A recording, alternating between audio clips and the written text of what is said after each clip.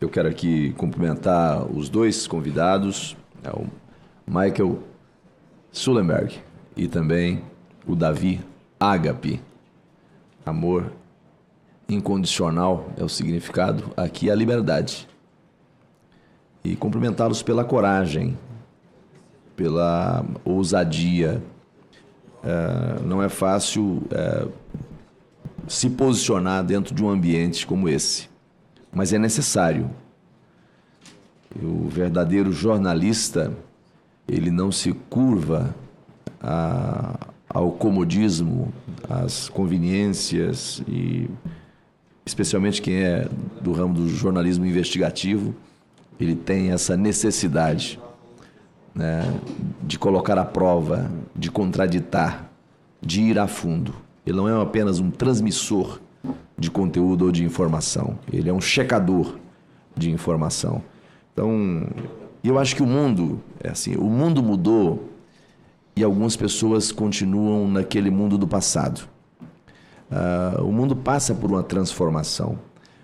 Eu tive a oportunidade, ao longo da minha vida, de exercer o jornalismo por alguns anos. Por 12 anos fui jornalista de TV, rádio, e, enfim, no interior a gente tinha que jogar nas duas pontas. E eu peguei essa transformação. Embora todos nós sejamos muito novos, mas nós vivemos essa transformação, essa mudança de realidade. Antigamente as pessoas, e aqui o Mário Frias mencionava isso, as pessoas se informavam pelos grandes canais de comunicação, pelos grandes jornais, né? Um colunista, um editorial de um jornal, era aquilo que informava, que formava conceito, e o leitor, o telespectador, o ouvinte era apenas um receptor. De repente, esse ouvinte, esse leitor, esse telespectador, ele sai da posição de ser um agente passivo que só recebe para ser um agente ativo na comunicação a partir do advento das mídias sociais. Ele não apenas recebe, ele é também um gerador de conteúdo. Se não para promover o próprio conteúdo, para contraditar, para dizer isso não é verdade, para dizer não foi bem assim. Então, ocorre que para algumas pessoas, para algumas instituições, para alguns segmentos, essa transformação não foi bem-vinda. E aí, a frase que o Michael trouxe agora há pouco aqui, que apenas para poder dizer, censurar para proteger a democracia. E isso, infelizmente, tem sido naturalizado em alguns argumentos como se fosse possível compatibilizar esses dois valores, sabe? Então, nós estamos realmente num período desafiador e a contribuição que vocês trazem aqui é muito importante para o Brasil e para este parlamento. As acusações feitas, né, por Elon Musk e o que vocês apresentaram aqui hoje são graves, mas eu vou repetir aqui o que já disse antes. No caso especialmente do que disse Elon Musk, até o momento são narrativas graves, mas que precisam passar pelo processo de apuração. É preciso apresentar as evidências, as provas, para que aquilo que é aparentemente grave se revele como de fato ou apenas como uma narrativa, como um conteúdo para tentar interferir na formação de opinião das pessoas. Censura ou controle de narrativas. O Brasil está vivendo esse dualismo no debate nacional. Não existe censura, afirmam alguns. Mas há um movimento muito claro, muito nítido de controle de narrativas. Aqui no Senado, o senador Girão, que estava aqui, nós participamos da CPI da Covid. Aqui estive eu, o senador Girão, o senador Flávio Bolsonaro e outros colegas senadores estivemos aqui. Ali nós vimos a evidência disso dentro desta casa. Esse foi um palco de produção de narrativas. Narrativas não são fatos. É a versão que você dá aos fatos para formar a opinião do cidadão, ou para deformar a opinião do cidadão. E você trouxe aqui, David, a questão da desordem informacional, que foi um conceito que veio dos Estados Unidos, né? E aí eu digo o seguinte: quando há liberdade, você escolhe a informação. Você escolhe o meio de informação. Você escolhe acreditar ou não acreditar, checar ou não checar. É o cidadão. Ele tem liberdade para fazer isso. Não, esse canal aqui merece credibilidade. Esse canal não merece credibilidade.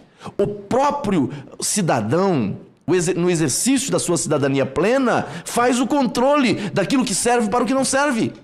Defender liberdade significa defender, inclusive, e aí Michael disse isso aqui com muito acerto, e eu penso assim também, é defender o direito do outro dizer aquilo que eu abomino do ponto de vista da minha formação ideológica, ou religiosa, ou de outra matriz, mas é o direito dele dizer. Agora, quando isso ultrapassa a raia daquilo que é legal e daquilo que é aceitável do ponto de vista das relações, invocando aqui o contrato social de Rousseau, que é uma regra que nos acorrenta a todos, e passa a ofender o campo da honra, os crimes contra a dignidade da pessoa, que ofende a honra das pessoas. Então você tem o Código Penal, a lei, para enquadrar esse cidadão porque cometeu um crime contra a minha honra. Ou porque cometeu um crime de outra natureza, mas se trata de um crime. Então pune-se o crime. Mas não há aqui licença, em hipótese nenhuma, para a censura ou para o controle de narrativas, porque isso é emborrecer uma sociedade. Então o Brasil, eu repito, ele não precisa de tutores da comunicação. E eu me lembrava aqui do tempo do velho jornalismo, e eu acho que ainda alguns canais ainda o têm, né, do ombudsman, acho que essa é a palavra, ombudsman, que funciona internamente como um filtro de ouvidoria crítica interna ao próprio canal, ao próprio veículo. Mas agora a figura do ombudsman ganhou dimensão global, nacional. Alguém avoca para si o papel de corregedor da comunicação, mas com poderes maiores. Porque no caso do ombudsman profissional, ele trabalha dentro da redação do próprio veículo e inclusive publica notas condenando o conteúdo no próprio veículo, no próprio canal. Aqui não. Você tem alguém que chama para si esse papel com poderes maiores, não apenas de ouvir e expor, e recomendar, mas de controlar e de censurar. Olha a que ponto nós chegamos. Então nós estamos realmente diante de um debate muito perigoso e que nós precisamos enfrentar com muita responsabilidade. E eu tinha feito muitos apontamentos, eu vou encerrar aqui para não ser cansativo. Com relação à garantia das liberdades no Brasil, né, que é uma garantia constitucional, elas vêm sendo passo a passo relativizadas. Liberdade de expressão, liberdade religiosa, liberdade de viver dignamente, liberdade de viver sem medo. Liberdade de viver sem medo. Quando você tem instrumentos do Estado Democrático de Direito, que representa a mão pesada do Estado, e especialmente no campo da liberdade de expressão, você tira duas liberdades.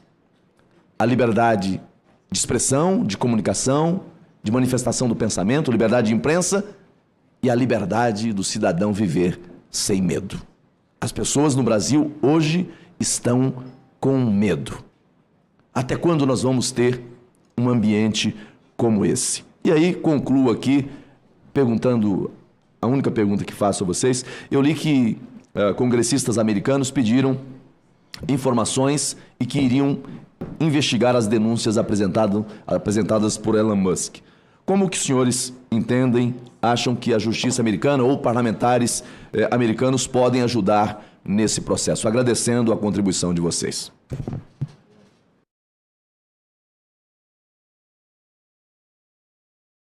Os americanos podem ajudar? Como? Desculpa, pode repetir?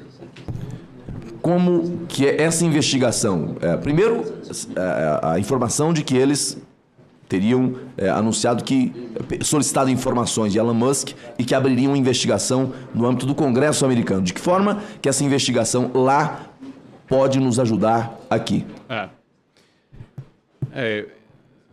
Primeiro eu queria dizer que eu senti muito chateado porque a gente fez um podcast em São Paulo, a gente foi para um lugar, passou 1h30 com algumas pessoas, não vou dar os nomes, e o cara me chamou o dia depois e disse que ele não vai publicar, porque ele sentiu medo, né? Medo de ser livre. Incrível, né? Então tem um efeito de resfriar na sociedade.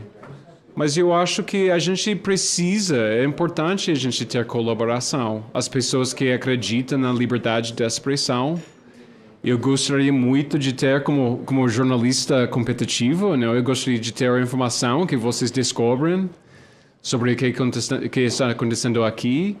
Também uma coisa muito bonita de X é que traduz, né? Todas as postagens se traduz, né? De português e inglês. Agora é totalmente...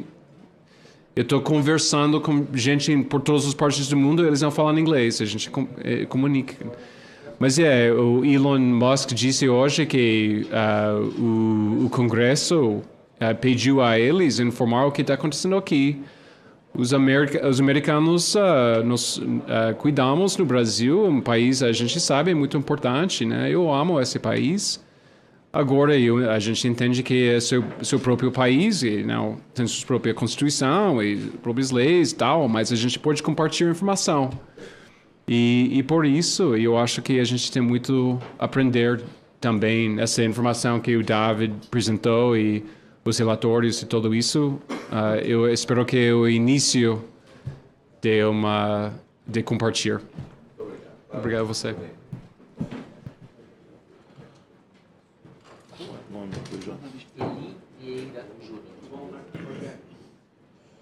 Gente,